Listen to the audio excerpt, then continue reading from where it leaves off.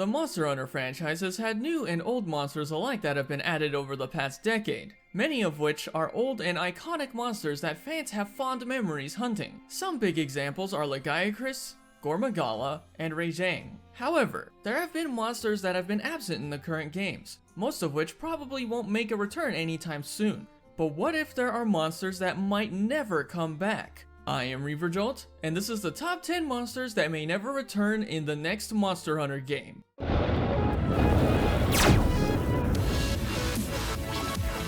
Now before we get started, I want to be clear by saying I'm basing this list on monsters that most likely won't return in the next game. Most of the monsters on this list are monsters fans love. I also want to mention that I said not likely to return and not will never return, period. It's up to the dev team of the future game whether they want to add these monsters in or not.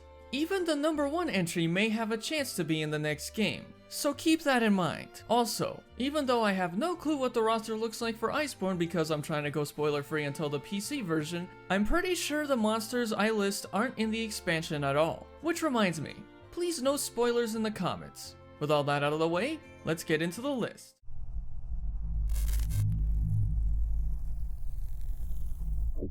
In at number 10 is Ceadus. However you pronounce this monster's name will always be a mystery to me. This Elder Dragon is one that fans want to return. However, without an underwater mechanic, there's just no way it'll happen. The only reason Ceadus is lower on the list is because deep down I really have a good feeling that the next game will include the underwater feature. I know most fans never like the underwater mechanic, but if Capcom improves it, I don't think fans will be disappointed.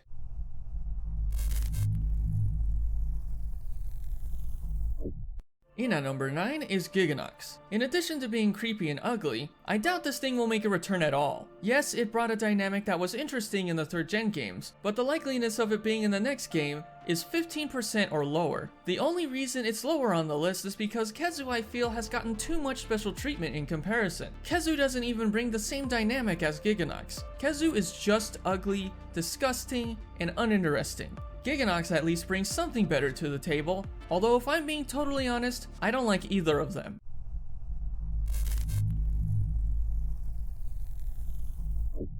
In at number 8 is Chameleos. This is one of my favorite Elder Dragons and it was sad to see it never return to Monster Hunter World. Believe it or not, Kushala, Teostra, and Chameleos were considered an Elder Dragon trio at one point. But now that Valhazak is in the picture, it basically replaced Chameleos and is now a part of the Elder Dragon trio. While we do currently have Chameleos in Generations Ultimate, the fact that it was replaced by Valhazak makes it unlikely to return in the next Monster Hunter game.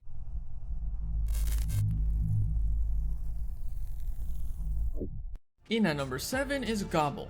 This is a classic monster from the Generation 3 games, and as the name suggests, it gobbles up its food. Gobul was a very popular monster back in the day, but unfortunately he never made a return in any of the other titles since. It most likely has to do with the underwater mechanics and the fact that you can fish him out of water. And like with Ceadus, if the next game has no underwater mechanic, there's no way Gobul will return.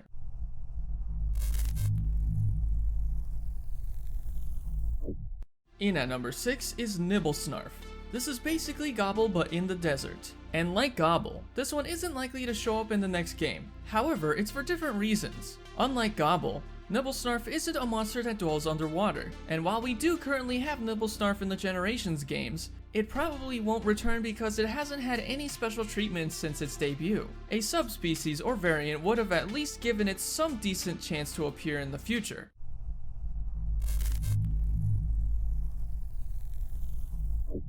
In at number 5 is Monoblos.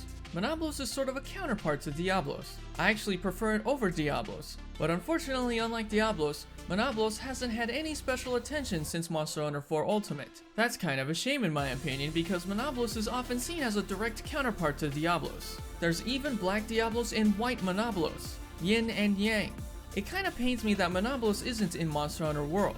It would have been great to see a turf war between Monoblos and Diablos.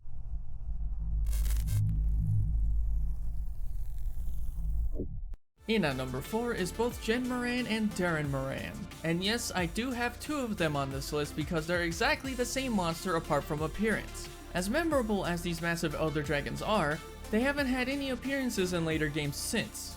I think this is likely due to the fact that every new generation of Monster Hunter, Capcom likes to have a focus on brand new Elder Dragons. Although Dahren Moran was indeed new at the time, it was still a remodeled clone of Jhen Moran. I honestly don't know why they made it, honestly, but as of how likely these two are to show up in the next game, it just may never happen.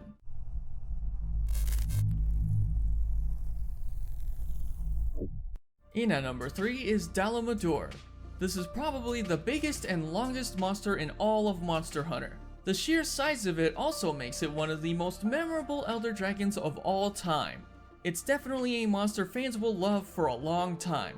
However, even if that's the case, this monster isn't likely to show up anytime soon, or maybe never. As of right now, Dalamadur hasn't made any appearances since its debut, and like I said earlier with Jhen Moran, Capcom likes to put a focus on brand new Elder Dragons, and unfortunately those Elder Dragons tend to be exclusive to the games they debuted in. The only thing saving this monster from being any higher on this list is the Easter egg found in the Rotten Vale, but even now this Easter egg doesn't hint a return, it's just there for veterans of the series to reminisce their battles with Dalamadur. I even highly doubt he's an Iceborne. It would be awesome if he did return though. Fans would go absolutely nuts.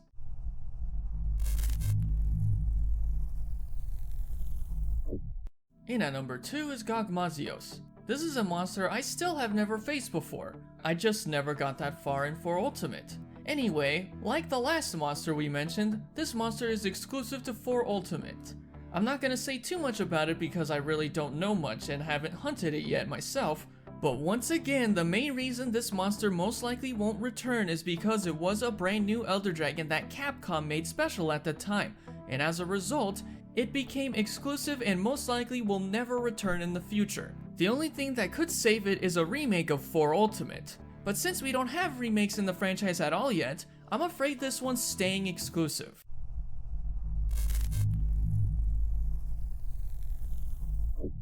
And the number 1 monster that may never return in the next Monster Hunter game is Dahren Miralis. At this point, I think you get the pattern by now. Brand new Elder Dragons with a special gimmick stay exclusive to the game they debuted in, and Dahren Miralis is no exception. This monster, while awesome and amazing, likely has absolutely no chance of ever returning in future games. This monster hasn't made an appearance since its debut like the other 2 on this list, but the biggest difference with this one is it was released in Monster Hunter 3 Ultimate, a game that came out almost 6 years ago.